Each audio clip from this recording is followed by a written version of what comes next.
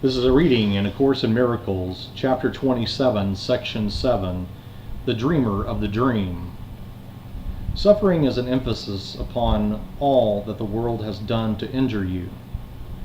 Here is the world's demented version of salvation clearly shown. Like to a dream of punishment in which the dreamer is unconscious of what brought on the attack against himself, he sees himself attacked unjustly and by something not himself. He is the victim of this something else and something outside himself, for which he has no reason to be held responsible. He must be innocent because he knows not what he does, but what is done to him. Yet it is his own attack upon himself apparent still, for it is he who bears the suffering, and he cannot escape because its source is seen outside himself. Now you are being shown you can escape. All that is needed is you look upon the problem as it is, and not the way that you have set it up.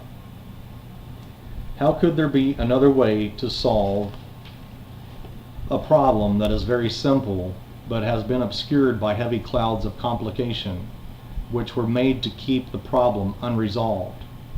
Without the clouds, the problem will emerge in all its primitive simplicity.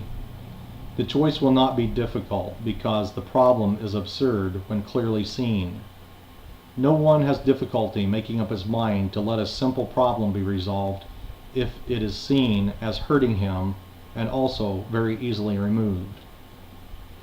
The reasoning by which the world is made, on which it rests, by which it is maintained, is simply this: you are the cause of what I do. Your presence justifies my wrath, and you exist and think apart from me. While you attack, I must be innocent, and what I suffer from is your attack. No one who looks upon this reasoning exactly as it is could fail to see it does not follow and it makes no sense. Yet it seems sensible because it looks as if the world were hurting you. And so it seems as if there is no need to go beyond the obvious in terms of cause. There is indeed a need. The world's escape from condemnation is a need which those within the world are joined in sharing. Yet they do not recognize their common need, for each one thinks that if he does his part, the condemnation of the world will rest on him. And it is this that he perceives to be part in its deliverance.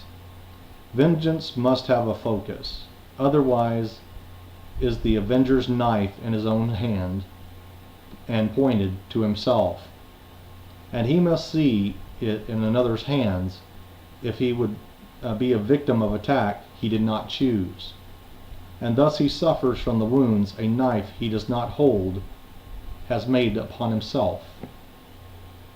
This is the purpose of the world he sees, and looked at thus, the world provides the means by which this purpose seems to be fulfilled. The means attest the purpose, but are not themselves a cause, nor will the cause be changed by seeing it apart from its effects. The cause produces the effects, which then bear witnesses to the cause, and not themselves. Look then beyond effects. It is not here the cause of suffering and sin must lie. And dwell not on the suffering and sin, for they are but reflections of their cause. The part you play in salvaging the world from condemnation is your own escape. Forget not that the witness to the world of evil cannot speak except for what has been seen, a need for evil in the world. And this is where your guilt was first beheld. In separation from your brother was the first attack upon yourself begun. And it is this the world bears witness to. Seek not another cause, nor look among the mighty legions of its witnesses for its undoing. They support its claim on your allegiance. What conceals the truth is not where you should look to find the truth. The witnesses to sin all stand within one little space, and it is here you find the cause of your perspective on the world, once you are unaware of what the cause of everything the world appeared to thrust upon you, uninvited and unasked, must really be. Of one thing you are sure: of all the many causes you perceived as bringing pain and suffering to you, your guilt was not among them, nor did you in any way request them for yourself. This is how all illusions came about. The one who makes them does not see himself as making them, and their reality does not depend on him. Whatever cause they have in something quite apart from him, and what he sees as separate from his mind. He cannot doubt his dreams' reality, because he does not see the part he plays in making them and making them seem real. No one can waken from a dream the world is dreaming for him. He becomes part of someone else's dream. He cannot choose to waken from a dream he did not make. Helpless, he stands, a victim to a dream conceived and cherished by a separate mind. Careless indeed of him this mind must be, as thoughtless of his peace and happiness as is the weather or the time of day. It loves him not, but casts him as it will in any role that satisfies its dream.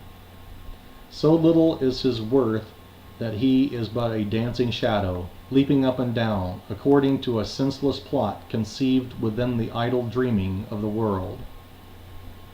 This is the only picture you can see, the one alternative that you can choose, the other possibility of cause, if you be not the dreamer of your dreams. And this is what you choose if you deny the cause of suffering is in your mind.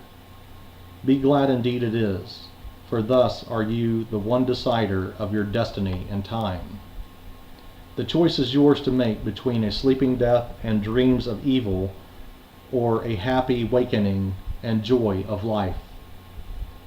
What could you choose between but life or death, waking or sleeping, peace or war, your dreams or your reality? There is a risk of thinking death is peace, because the world equates the body with the self which God created.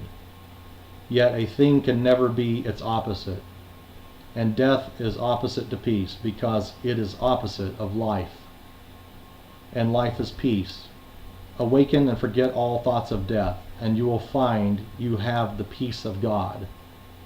Yet, if the choice is really given you, then you must see the causes of the things you choose between exactly as they are and where they are. What choices can be made between two states, but one of which is clearly recognized? Who could be free to choose between effects when only one is seen as up to him? An honest choice could never be perceived as one in which the choice is split between a tiny you and an enormous world with different dreams about truth in you.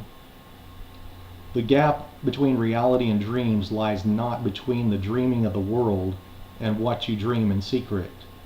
They are one.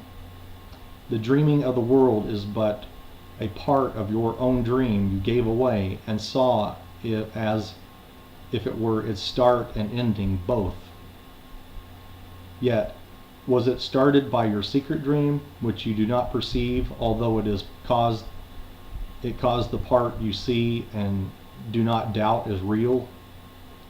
How could you doubt it while you lie asleep and dream in secret that its cause is real? A brother separated from yourself, an ancient enemy, a murderer who stalks you in the night and plots your death, yet plans that it be lingering and slow, or of this you dream. Yet underneath this dream is yet another, in which you become the murderer, the secret enemy, the scavenger, and the destroyer of your brother and the world alike. Here is the cause of suffering, the space between your little dream and your reality, the little gap you do not even see, the birthplace of illusions and of fear, the time of terror and of ancient hate, the instant of disaster are all here. Here is the cause of unreality, and it is here that it will be undone. You are the dreamer of the world of dreams. No other cause it has, nor ever will. Nothing more fearful than an idle dream has terrified God's Son, and made him think that he has lost his innocence, denied his Father, and made war upon himself. So fearful is the dream, so seeming real, he could not waken to reality without the sweat of terror and a scream of mortal fear, unless a gentler dream precede his awakening, and allowed his calmer mind to welcome, not to fear, the voice that calls with love to waken him, a gentler dream, in which his suffering was healed and where his brother was his friend. God willed he waken gently and with joy, and gave him means to waken without fear. Accept the dream he gave instead of yours. It is not difficult to change a dream when once the dreamer has been recognized. Rest in the Holy Spirit and allow his gentle dreams to take the place of those you dreamed in terror and in fear of death. He brings forgiving dreams in which the choice is not who is the murderer and who shall be the victim. In the dreams he brings, there is no murder and there is no death. The dream of guilt is fading from your sight, although your eyes are closed. A smile has come to lighten up your sleeping face. The sleep is peaceful now, for these are happy dreams. Dream softly of your sinless brother who unites with you in holy innocence. And from this dream the Lord of heaven will himself awaken his beloved Son. Dream of your brother's kindnesses instead of dwelling in your dreams of his mistakes. Select his thoughtfulness to dream about instead of counting up the hurts he gave. Forgive him his illusions, and give thanks to him for all the helpfulness he gave.